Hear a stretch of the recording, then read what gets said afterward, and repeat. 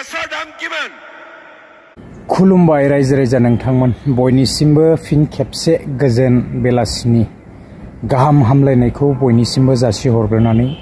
चेनेलाव फिन खेबसे आङो समायाब्लाबो फैफिनबावनाय जाबाय मोननैसो आपडेट्स लानानैहाय तो जायफोरा मोजां मोनो नोंथांमोना भिडिअखौ नायलांनो हागोन आरो गोसो गैयैफ्रा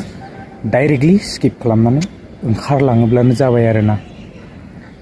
बिदिब्ला रायजोफोर दिनैनि आपडेट्सखौहाय फारि फारि होलांदिनि तो आङो एसे इन्ट्रोबो होनानै होखादों नोंथांमोना मिथिखाबाय भिडिअआ मानि सायावहाय जागोन ना तो बिदिब्ला आङो आपडेट्सखौ होलांदिनि तो जोंहा आपडेट्सआथ' गोबां आपडेट्स दङमोन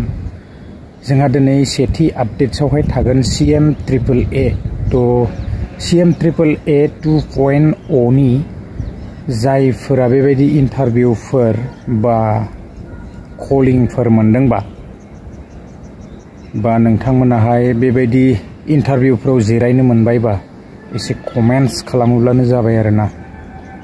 बबे बबे जायगायावहाय सोलिगासिनो मिथिला नाथाय जोंनि साइडआव दासिमबो बेबायदि जायाखै जानांगौ आरोना जोंनि डिस्ट्रिक्टआवहाय तो गुबुन गुबुन डिस्ट्रिक्टफोर दङ बेबायदिनो आलादा आलादा डिस्ट्रिक्टफोरावहाय जागोरबायबो जानो हागौ तो दासिमबो आङो बारा मोजाङै मिथिजोबाखै बा खबर मोनाखै आरोना तो जियानो हक नेनानै थाबावनि साननैसो नोंथांमोना मोनदोंबा एसे कमेन्ट्स खालामोब्लानो जाबाय आरोना खबरफोर मोनदोंब्ला तो बिदिब्ला गुबुन मोनसे आपडेट्सआवहाय थांदिनि जोंहा गुबुन मोनसे आपडेट्सआ जाबाय बेनो PM किसाननि जितुनिखि जोंहा 20 नम्बर इनस्टलमेन्ट तो फाइनालि जोङो बेखौबो मोननो थांगासिनो दङ जोंहा मे मास मोनसे दंबावो गेजेरावहाय जुननि फार्स्ट उइकआवनो जोङो मोनगोनखौ मिथिनो मोन्दों आरोना बेबायदिनो निउसफोर ओंखारनायखौ जोङो नुनो मोन्दों दा समा खिन्थागोन जोङो बेबायदिनो बोसोरावहाय खुनथाम बेबायदि जाहैयोना 2000 बेबायदिनो जोङो 12000सिम मोननो हायो सुइबारानो जाहैयो नामा तो जियानो हक जोङो मोनो आरोना दा बिदिब्ला गुबुन मोनसे आपडेट्सआवहाय थांदिनि जोंहा गुबुन मोनसे आपडेट्सआ जाहैबाय मामाया फोसावनानै होदों ओरैबायदि इन्टारेस्टिं तो इलेक्शननि सिगां दा एसे माने गेसनि दामा खमायगोन जाहैदों तो सिलिन्डार एसे खमावनो मोनगोन सिलिन्डारखौबो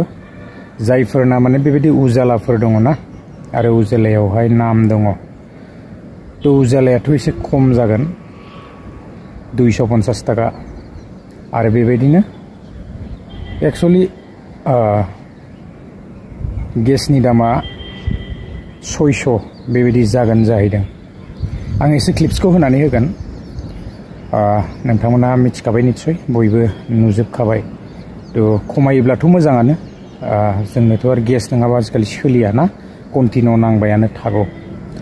आरो जोंहा आपडेट्सफोर दंबावोमोन SHC नि आपडेट्सआ मा जाखो दासिमबो खबर गैया आरो बेबायदि निउसफोर ओंखाराखै खारन बिजि जाबाय जानांगौ गभर्नमेन्टआबो एसे दा बयबो मिथिखादों दावहा सोलिदों ना तो एसे बेस्थ' जाजोब्बाय जानांगौ तो बेस्थ'नि थाखाय एसे दोनथ'बाय ना मा जाखो बेखौ मिथिला तो आपडेट्स फैयोबा आङो लानानै फैनो सेस्था खालामगोन रायजोफोर नेनानै थायोब्लानो जाबाय भिडिअआ बेसेखिनियानोमोन आङो बारा गोलाव खालामला तो बयबो मिथिखानाय आपडेट्स तो बिदिब्ला नेक्स्ट भिडिअ लोगो मोनगोन गोजोन्थों बाय गेसर दाम किमान गेसर दाम आसलते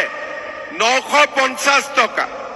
एजेंट বিলাকে 50 टका अहा जोৱাৰ নামত লৈ ল'ব নালাগে নিয়ম মতে কোনোবাই মোক কৈ আছে এই কথাটো মই চাম কিন্তু মই মনতে ভাবিছো যে গ্যাসৰ দাম আমি অসমত 600 টকা কৰিব লাগিব 600 আৰু যাৰ উজ্জ্বলা গেছৰ আছে উজ্জ্বলা গেছে 250 টকাত গেছ পাব লাগিব।